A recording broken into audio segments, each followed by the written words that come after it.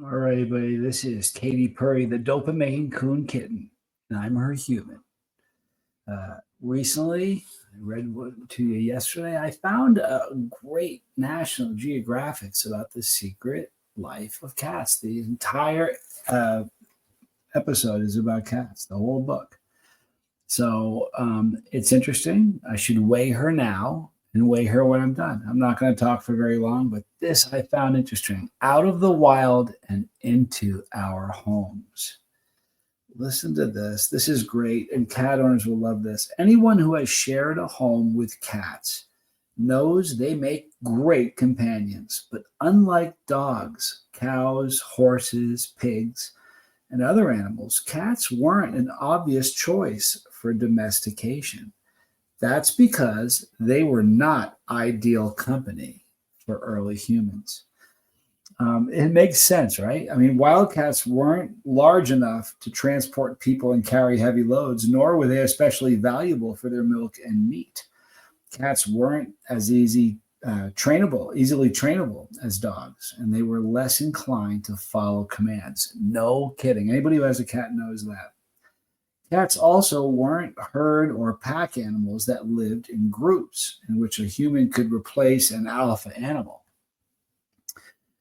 Additionally, cats are obligate carnivores, which means they have a limited ability to digest anything other than meat.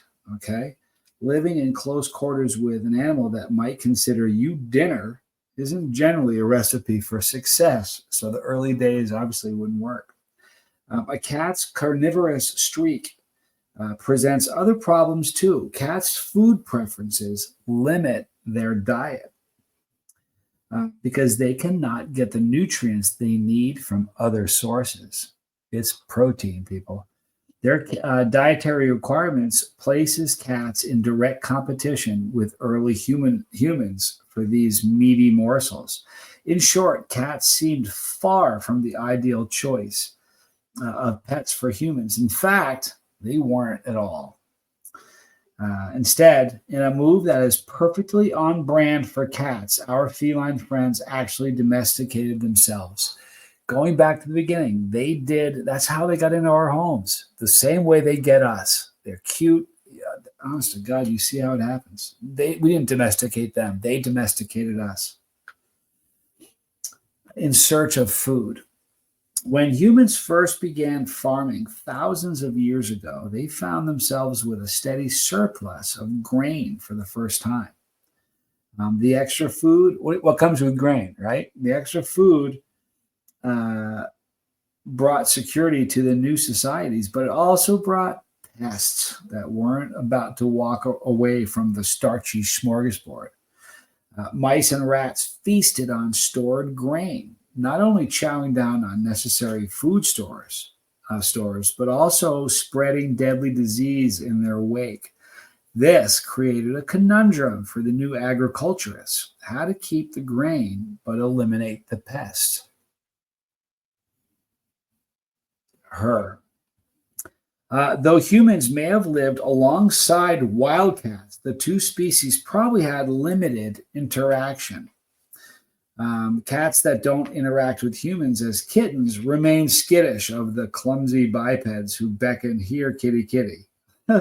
What's more, cats are most active at dawn and dusk rather than during the day, like humans. In places like Eastern and Southern Africa, humans may have lived alongside wildcats, such as the African wildcat, Felis sylvestris libica, but had limited contact with these felines. But agriculture brought wildcats ever closer to humans because the new farming endeavor promised cats brave enough to venture near human settlements and the possibility of an all you can eat rodent buffet. So these furry pioneers found themselves dining not only on a mouse bonanza, but on food scraps left out by humans. Whether accidental or deliberately, human settlements may have also offered some protection from predators, making it more likely that the offspring of these friendly felines would survive into adulthood. Humans who learned how to live with their new furry friends may have had more grain thanks to fewer rodents gorging on their harvest. Cats also killed other pests that posed continual threats, such as snakes. Cats are deadly with snakes. Cats were rewarded with food, shelter from humans, and gained excellent low maintenance pest control. Modern domesticated cats may be considered less social than dogs and even livestock like sheep and pigs and goats, but that doesn't mean they haven't adapted to life near humans. In comparison with wild felids, some house cats are significantly more social and seek out other cats, animals, and other humans, while others are semi solitary. Their overall behavior varies, scientists have found, but tends to be more social than that of the solitary hunters from where they descended. Cats have adapted. They're great adapters, aren't they? Being able to tolerate living in close quarters with humans and even other cats have given them the early domestic cats a major edge. Then cats come home. Human settlements that built up around agricultural centers may have played a role in helping cats start the process of domestication.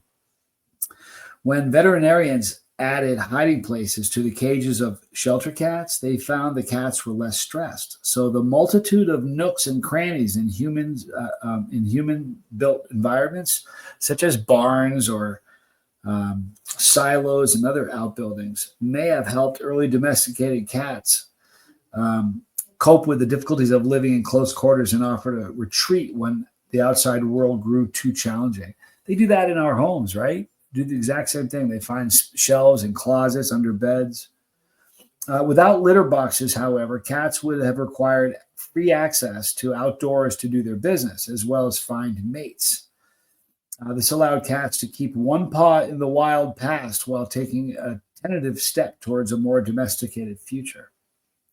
Still working, still making sure they were getting it on the side.